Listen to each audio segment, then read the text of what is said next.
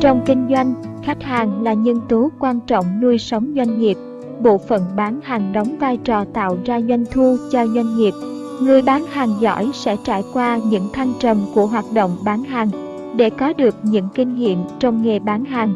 Nhân viên bán hàng thường phải học hỏi rất nhiều từ kỹ năng bán hàng chuyên nghiệp cũng như trải nghiệm những tình huống thực tế trong quá trình bán hàng của mình. Dưới đây là 12 kinh nghiệm bán hàng dành cho những ai yêu thích nghề bán hàng tham khảo.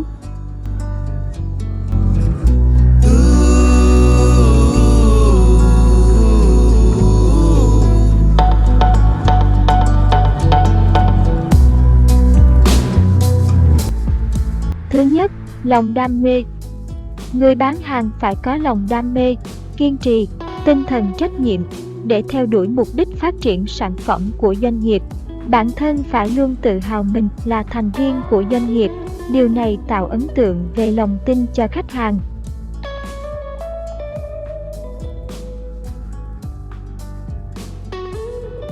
Thứ hai, đạo đức nghề nghiệp. Khởi đầu của một người bán hàng là tiêu chuẩn đạo đức nghề nghiệp, trước hết để khẳng định mình, sau đó để chia sẻ và gắn bó trách nhiệm với khách hàng, tránh kiểu đem con bỏ chợ.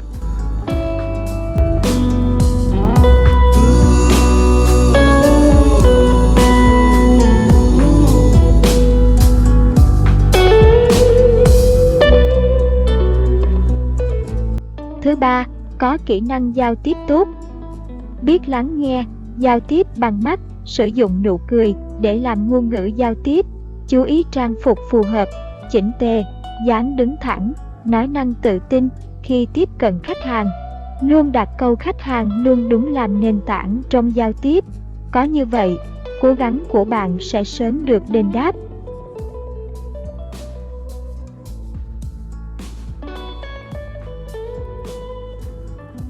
Thứ tư, hiểu rõ về sản phẩm, dịch vụ. Đối với người bán hàng, trước hết phải hiểu rõ tường tận sản phẩm của mình đang bán, nắm vững những tính năng ưu việt cũng như yếu kém của sản phẩm mình. Phải nghiên cứu hiểu rõ sản phẩm của đối thủ để có thể so sánh sản phẩm của mình với sản phẩm cùng loại của những đối thủ cạnh tranh. Không chỉ có vậy, người bán hàng còn phải tự nỗ lực nâng cao sự hiểu biết, kiến thức chuyên ngành qua sách báo, hội thảo, các khóa đào tạo, hội nghị khách hàng.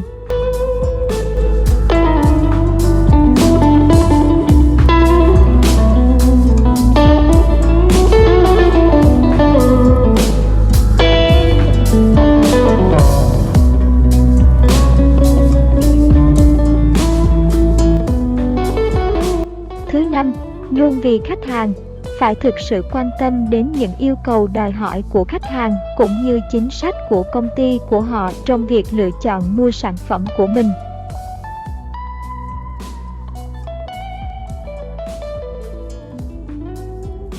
Thứ sáu, người tư vấn chuyên nghiệp. Phải đưa ra những giải pháp cũng như nhiều sự lựa chọn khác nhau để khách hàng có cơ hội so sánh. Điều đó sẽ giúp khách hàng nhận định rõ về sản phẩm của bạn đang chào bán. Qua đó họ nhận thấy được những tiện ích, tính năng vượt trội khi sử dụng sản phẩm của bạn.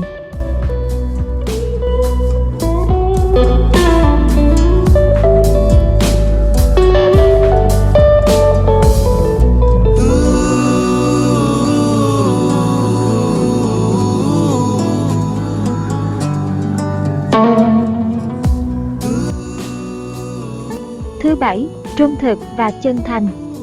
Tuyệt đối không được tân bốc, nói tốt quá nhiều về sản phẩm mà bạn đang chào bán. Điều này dễ làm khách hàng hoài nghi, tìm cách lảng tránh sản phẩm của bạn.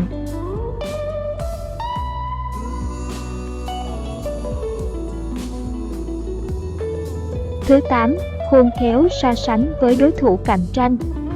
Hạn chế nhận xét về đối thủ của bạn. Tuyệt đối không được nói xấu đối thủ cạnh tranh, luôn đề cao tính năng tiện ích sản phẩm của mình. Có như vậy khách hàng mới cảm nhận được sản phẩm của bạn. Nên có thái độ nhiệt tình quan tâm đến từng chi tiết nhỏ, hướng dẫn khách hàng từng bước một nhằm khơi dậy niềm cảm hứng cho khách hàng.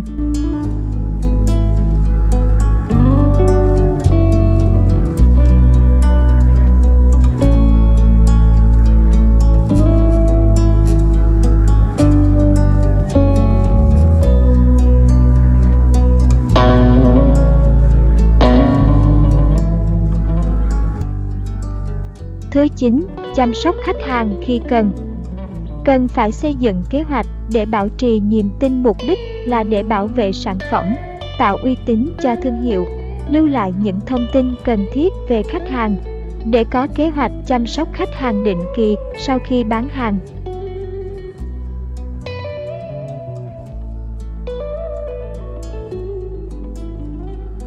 Thứ 10, kiên nhẫn và kiên nhẫn.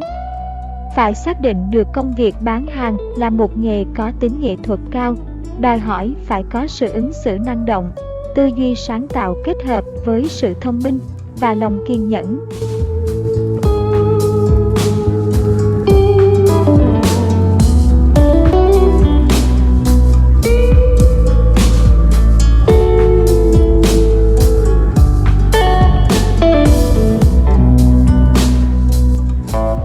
Thứ 11, bán thứ khách hàng cần. Nguyên tắc này xưa như trái đất, nhưng có lẽ chỉ một số người bán hàng còn dám tuân thủ vào thời điểm kinh doanh gặp bất lợi. Bởi khi buôn bán ế ẩm, ruột gan héo hon với đống hàng tồn chất đóng trong kho, mấy ai còn đủ dũng khí mà không tìm mọi cách bán tất cả những thứ mình có. Một vị khách vào cửa hàng hỏi mua hộp sữa tươi loại 1 lít, có đường. Nhằm ngay thời điểm khan hiếm hàng, người bán cho biết chỉ còn loại sữa tươi không đường, giàu canxi. Khách từ chối mua với lý do không quen dùng sữa không đường. Người bán hàng bèn tư vấn về nhu cầu canxi cho cơ thể của người tuổi trung niên. Chị ơi, phụ nữ bước vào tuổi trung niên như chị em mình thì cơ thể bị mất dần canxi nên phải bổ sung. Để lời, vị khách mua hộp sữa nhưng phát hiện hạn sử dụng của sản phẩm chỉ còn chưa đầy 1 tháng. Lúc này, vị khách cho rằng người bán hàng thực chất muốn dọn hàng tồn kho nên đã từ chối mua sản phẩm. Trong trường hợp này, nếu cửa hàng không còn loại sản phẩm khách hàng cần, người bán có thể chạy đi lấy hàng ở nơi khác, hoặc nếu là khách quen thì xin địa chỉ để giao hàng tận nhà cho họ. Như thế mới là bán đúng thứ khách hàng cần mua, chứ không phải chỉ tìm cách bán cái mình có. Chưa kể, người bán còn vô tình làm phật lòng khách hàng khi nói rằng chị ta đang bước sang sườn dốc bên kia cuộc đời. Hiển nhiên, vị khách đó sẽ đưa ra những lý do để không mua hàng như lượng canxi cần thiết cho cơ thể có thể bổ sung từ nguồn thực phẩm khác ngoài sữa. Việc bổ sung quá nhiều canxi cũng có thể gây hại cho cơ thể.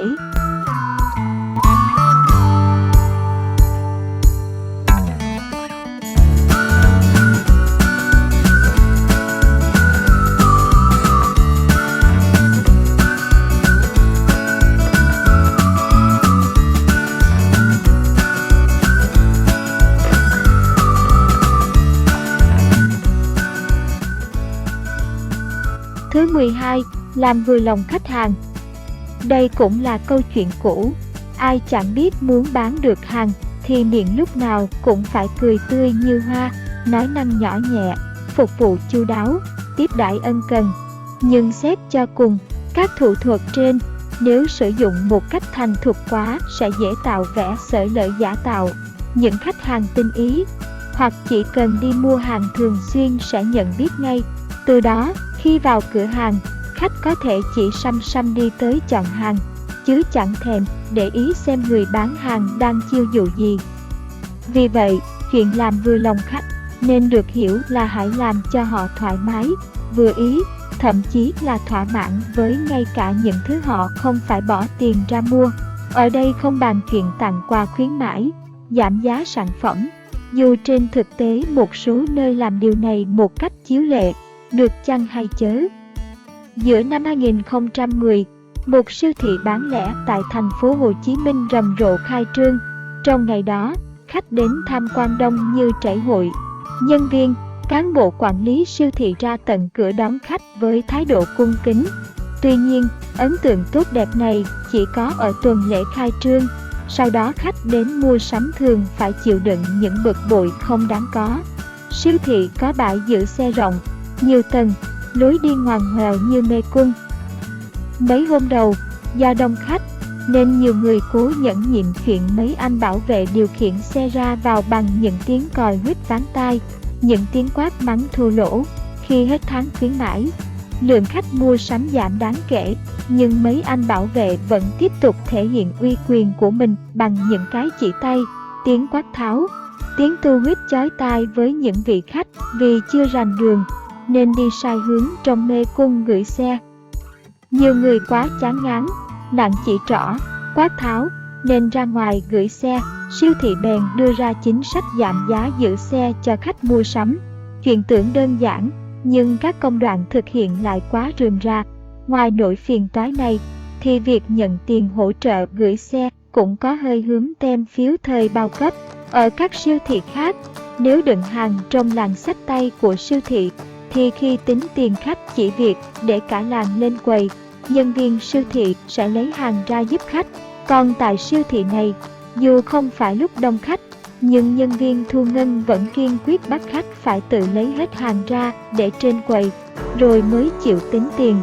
Dù sao đi nữa, ban quản lý siêu thị cũng nên để tạo cho khách hàng cảm giác thoải mái mọi lúc mọi nơi, để việc đi mua sắm không chỉ nhằm thỏa mãn nhu cầu tiêu dùng cá nhân, mà còn là hành vi ủng hộ doanh nghiệp.